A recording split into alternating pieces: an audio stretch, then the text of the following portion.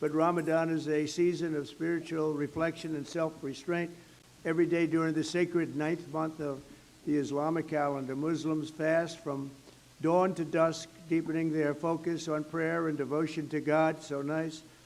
Then Muslims all over the world join family and friends each night and sundown to give thanks to the Almighty and break their fast with an Iftar dinner, just like this one. This is what we have tonight, right, Paula? I hope you like it. If you don't like it, don't complain, okay? To our Muslim friends, I look forward to working with each of you to achieve a brighter and more hopeful future.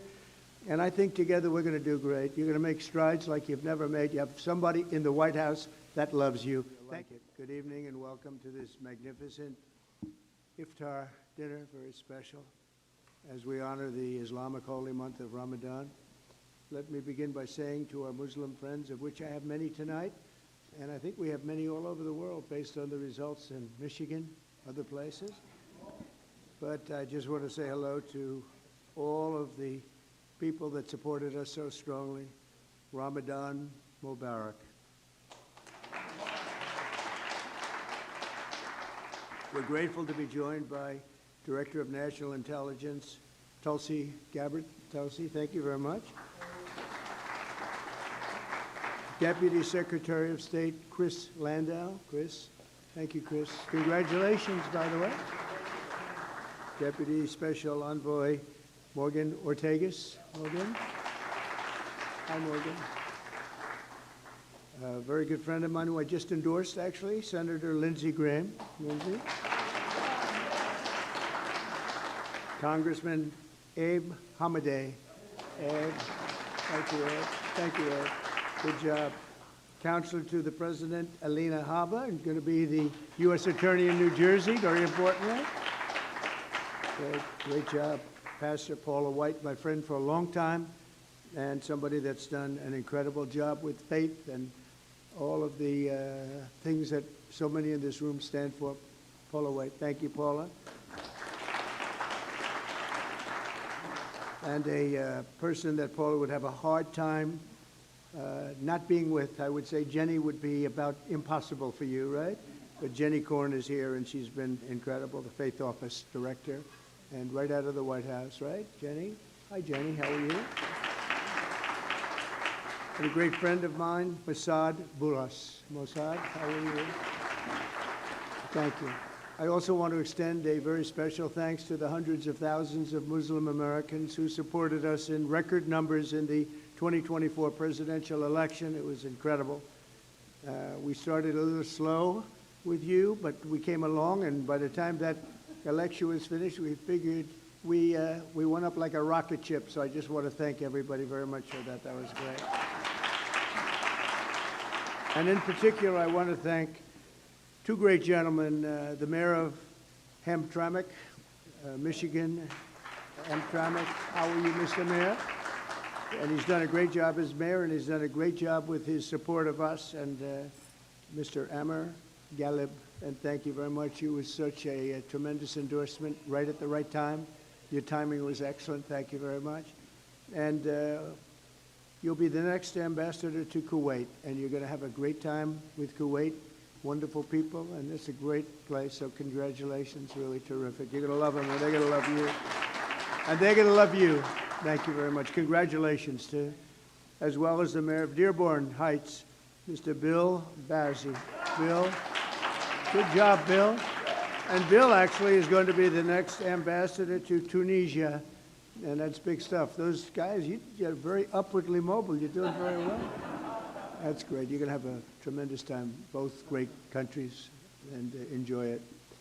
Every day we're keeping our promises to the Muslim community. My administration is engaged in relentless diplomacy to forge a lasting peace in the Middle East, building on the historic Abraham Accords, which everybody said would be impossible, and now we're going to start filling them out because, as you know, Biden did nothing to fill them out. He did absolutely. We had the four great countries, and nothing happened. Despite the importance of the Abraham Accords, but I have a feeling it's going to fill out very quickly. It's already, people are talking already about it. They should have had them long ago. It should have been done.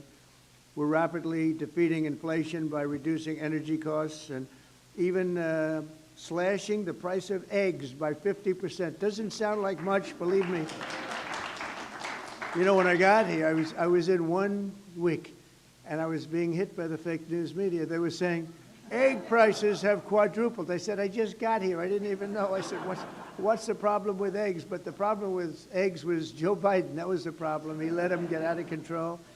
And as you probably saw last month, they went down 35%, and the quantity is so much that, I don't know, I think they're going to go down a lot further. We have a total of over 50% in a few weeks, Lindsay. I'd say that's pretty good. And nobody wants to talk about it. Now they don't want to talk about it.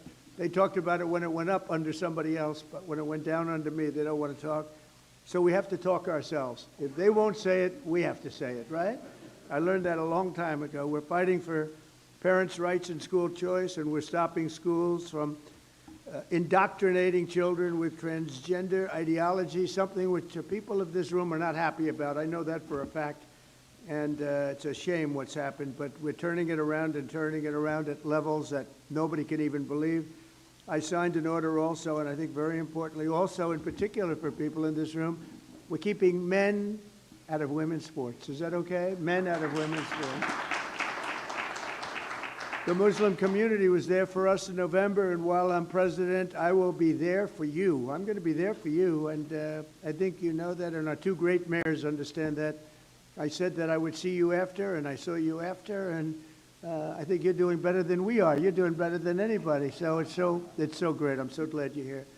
But as we approach the end of Islamic holy month of Ramadan, we're also deeply honored to be joined by many of the international friends and partners, including the ambassador from Saudi Arabia to the United States, a very, very special woman, Princess Rima. Princess, thank you. Thank you, Princess. Great. Say hello to everybody. It's great to see you. Thanks as well to the ambassadors and chiefs of mission from the United Arab Emirates, from Jordan, Egypt, Kuwait, Qatar, Pakistan, Malaysia, Brunei, Bahrain, Iraq, Oman, Morocco, Indonesia, Algeria, Djibouti, Cameroon, Lebanon, Nigeria, Guinea, Tanzania, Kenya, the Maldives, Libya, Senegal, Bangladesh, and we have a few others. I'm sorry if I forgot, but I am going to be in big trouble if I did. But that's a pretty good group of people represented tonight. Wouldn't you say, Senator? I think so. And we're greatly honored by your presence this evening. I just really want to thank you all. It's a special group. I look forward to it. You know, we have long days, not like other people that had this position. I work long hours. And I said tonight, after making 3 calls for people running for office, they call them teletown halls, and they're not easy to do. And I said, well, now I go home and can relax.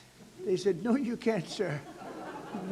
You're seeing your friends from lots of different places, and that's okay. As soon as I found out who they were, I said, all right, that's okay. But Ramadan is a season of spiritual reflection and self-restraint.